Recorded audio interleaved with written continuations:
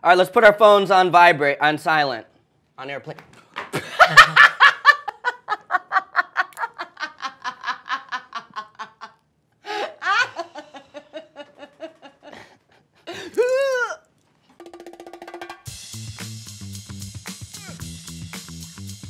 Happy Monday, everybody. Welcome to This Week in MLS presented by Target.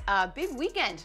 We had a big weekend of MLS action. Lots of spoilers, and I'm going to give some love to NYCFC, who clinched a playoff berth for the second year in a row. Got some happy NYCFC fans tweeting at me, so bravo. Tweet at bravo. Susanna. You'll get on the show. Bravo. It will happen. Yes, you will. Yeah. Yes, you will. Let's get to our twin takeaways. Let's do it. I'm going to tee you up. I'm going to let you go first, buddy. Great. Okay. Well, I would like to start off in a similar place, the same place we started last week, with Diego Valeri continuing to score goals. This guy's been unstoppable. He now has 19 and a league-leading 20th goal of the season. Golden boot, baby. Firmly establishing himself, for me, in the front of the pack as far as the MVP race goes. You know, they lost Adi on the 6th of August, and the team has been forced to adjust. Now they have Darren Maddox playing up top. He was a nightmare all day for Jonathan Spector and the Orlando City backline, but it really has been Diego Valeri, his 9th consecutive game. I've almost lost track because he just scores every time. 2 goals in this one, of course. He's been fantastic. Of course, Michael Bradley and Josie should be mentioned. David Villa has been excellent. Joseph Martinez has made a last push, but as far as being able to step up without Adi, consistency and lifting the load, Diego Valeri, for me, has been the most valuable player this year. I like it. Excellent takeaway. Thank you very much. Kaylin. Okay, so my turn. I'm going to talk about another team in the West, Vancouver, who I have been talking about. I just am continuing to put that out there. Vancouver wins 2-1 over Colorado. They are now unbeaten in 7 games. They're sitting on top of the Western Conference standings with 48 points. And this is a team who I think has flown under the radar, not to me. Thank you. You've been on them. You've been on them. But they have flown under the radar. Carl Robinson actually said after the game, he was like, I don't really care if people aren't maybe giving us our fair due. Let's let the results sort of speak for themselves. But you have to talk about the return of Jordi Reyna to this lineup and what he has brought. Freddie Montero having an excellent season. He's on 13 goals, matching his career best in MLS.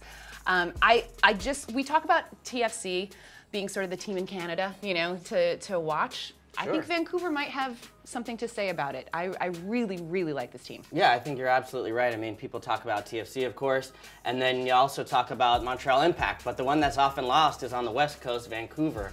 And I've been a little disappointed saying maybe there won't be that playoff rematch between the two Canadian sides now with the Red Bulls dropping down a little bit. Montreal might be able to get back in, but the prospect of an all-Canadian final in MLS Cup is there, and I think that could be an exciting one to watch. That would be fun. Yep. And Vancouver is a beautiful city. Beautiful city. I don't think they'll be hosting it. Beautiful city. They may be there. But we might have a chance to visit. This playoffs, which would be all right. Okay, well, speaking of Toronto FC, bit of a rough week for them. 2 losses for the Giants. They lose 5-3 to Montreal and then 2-1 to the Revs on some late goals. And before people get real mad at me, I want to give some credit to Montreal and the Revs for really showing up against TFC. 5 goals for Montreal, right? I mean, come on. And the Revs, they had that couple late goals. That was an exciting game to watch. But it seems as if Toronto in the last week maybe has taken their foot off the pedal. Yeah. Just a hair. And I'm not worried about them. I don't think anybody should be. But is it a bit of a problem for them that they seem to have lost a little bit of steam at this point? No. Okay. And I'll tell you why. I think it's really what TFC has done this season is unprecedented because they have something that is a luxury in MLS and you never see, the ability to rest and relax. They're going to win the Supporters' Shield. They're 10 points clear of NYCFC. Nobody in the West is going to be able to come close to them as far as home field advantage for MLS Cup. So they go to Gillette, no Josie, rest him, no Sebastian Giovinco. They've been able to have a little bit of a mini break right now, and of course it doesn't go as well. Give credit to Tommy Sohn and the Revs for giving a little bit of bounce that you often see when you get a new coach, manager come into play. And then Montreal always plays them tough, but they've been able to give themselves a little bit of a break. Now, if those guys play in that game and they get injured, you'd never forgive yourself. Exactly. So now they're going to be able to really come together these last 3 matches, try and regain that same sort of momentum that they've built all season into the playoffs. TFC, they deserve a little rest, and they'll get back to reestablishing that dominance and rhythm that they've had all season. Only 2 points away from clinching that Supporters Shield, so feeling Greg Vanney, that's coming. Coach of the Year. I love Greg Vanney. All right, well, let's talk about the Red Bulls and the Crew, who played in a very entertaining match this weekend. I was looking forward to this one because there was actually a lot riding on this game for both teams.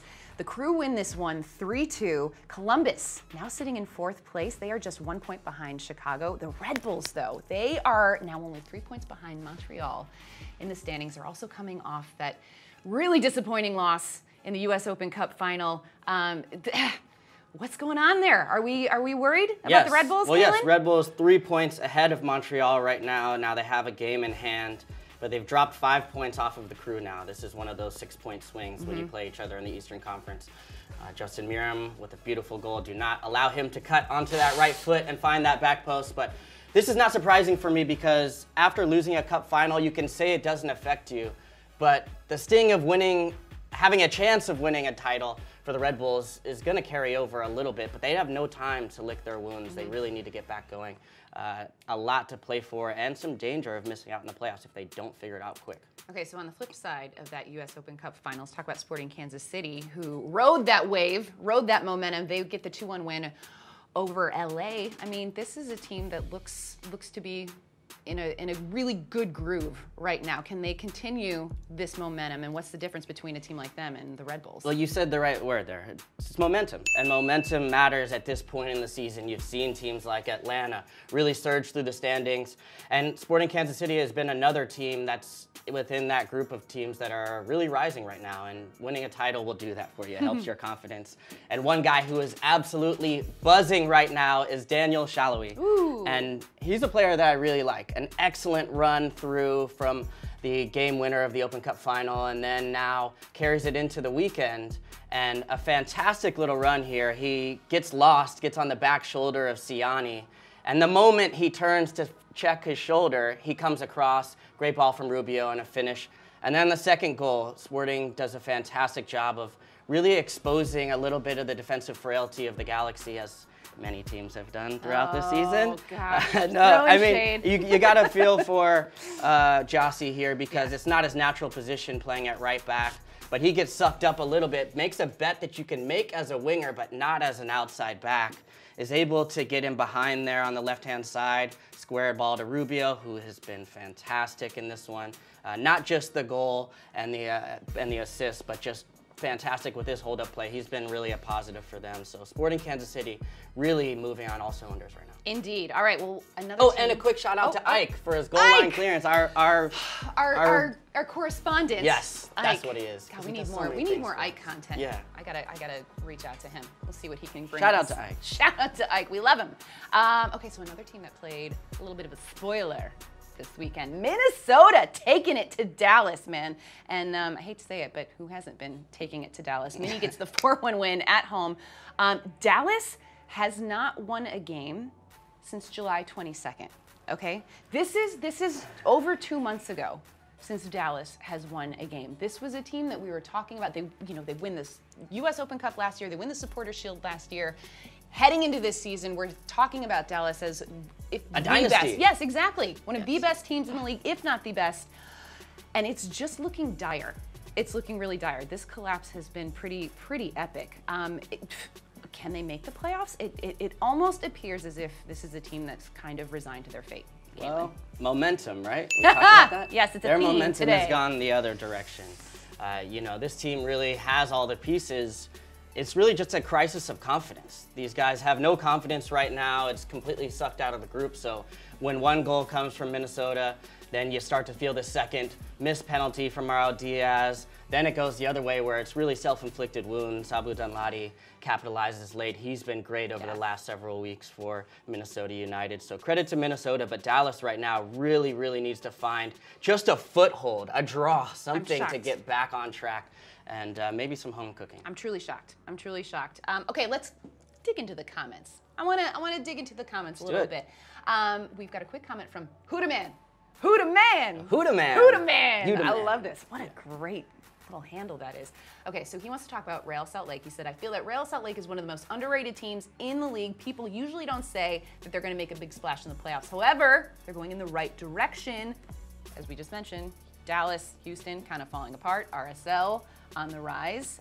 They've won 4 of their last 5 games. Kalen, what do you think? Yeah, I mean, they've been fantastic. And what I was talking about this exactly last week where this team has been overlooked. Rusnak has been fantastic for them. The young guys, they've got Jefferson Savarino, who's been fantastic as well. Great finish in this one. What I like best about this team is their mobility. They've got a lot of young pieces, not the biggest team, but they move and interchange really well. They're able to spread teams out, get the ball wide, cut it back across. They're just very dynamic. Late in season, when you're playing against maybe some heavy legs, the youth is really starting to show as far as their exuberance and interplay. So I really like this team. Luke Mulholland as well has been great. An underrated player in MLS, the type of guy that I like. His goal celebration, though, we got to work on that, Luke. Let's, come on, man.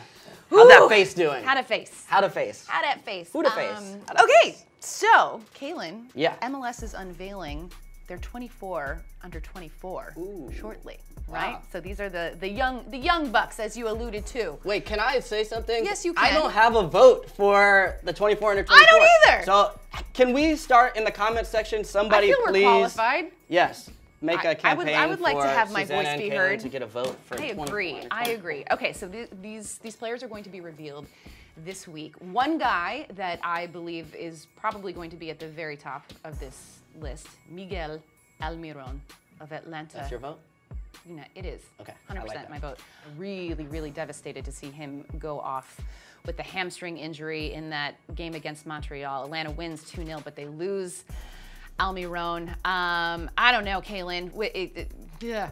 I'm sure you can look back at this game and be like, should he have been playing? Maybe in a multi-goal game you take him out. I don't know, but Yeah. hopefully it's not too serious. I mean, that's been the criticism of Tata Martino. He's you know, there's not much you can complain about as far as their attack goes lately. No. But the squad rotation hasn't really come. They've leaned on these front four especially. And even some guys in the back like Parkhurst who could probably use a rest. Bobby Boswell's just come over there to the team, an experienced defender that you know you can plug in for a game. You know, Gressel is another guy that hasn't been used as much as he possibly could. Jacob Peterson. They've had people to lean on, but they've stuck with Villalba, all the goal. his finish has been, But now, if they miss Almiron for any extended period of time, they had threatened to miss out on that seeding. If he potentially is even out towards the playoffs or getting close to the playoffs, that's a risk that you do not want to take. Okay, Kalen, it's about that time. Oh, yeah. Hit Okay. that button. All right, you're up. So good. So, Did You See That this week? And this is especially for producer Paulie, who is a big DC United guy, and we haven't had a lot of fun things to talk about when it comes to DC this year, but Patty Mullins with 4, count them, 1, 2, 3, 4 goals in this game. It was unbelievable. They beat San Jose 4-0. Took him 31 minutes to do this. That is the fastest 4 goals in MLS history. Well, he played more than 31 minutes. Well, he did. He And just they were all in scored the his second goals in half. 31 minutes. It was great. So. But, you know, obviously as we kind of close the door on the RFK era, it was really, really kind of cool to see the fans going nuts and that place rocking for maybe one of the last RFK, times. one of my favorite places to play. Interesting, yeah. All time. Yeah. Such a legendary venue. And San Jose, I don't know what to say. I said this last week. On the road. They go on the road and get smashed, but they're in 6th place, just above the line, still in playoff position. We'll probably go home next week and win. So, that's how it goes. Patty Mullins. Okay, am I up? Yep. Did that go off? I think so. I heard it. Okay, good. It was faint. Simon was being a little... Come on, be a little louder today, Simon. My Did You See That is a new signing that you may not have heard about. Coming straight out of Portland, a young player, Derek Tellez, signed by Merritt Paulson and the Timbers. I think after the wire, but a big signing with a big impact and a big story. He was a Make-A-Wish kid who they brought in and signed as a goalkeeper. Him and his brother Josue got the red carpet treatment, brought in from a limousine. The Timbers Army had a big tifo. His magic is real. And then, of course, won the game, cut a log for him. So great. Portland Timbers organization, fans, consistently awesome guys. And congratulations to Derek on a man of the match performance for the squad. So cool. Yeah, love it. I love that. So Great cool. one, Kaylin. Yes. Good, good. Did you see that? Guys, that's all we have here today. That's it. That's it. That's it. Keep an eye out for that 24 under 24, because that'll be fun to check out. And get in those comments. Like, subscribe. Yeah, who do you watch think's going all to be our at the stuff. top of the 24 under 24 list? Make a campaign for us getting a vote. Yes. That would be great. We appreciate you guys. Thanks for watching. See you next week. See ya.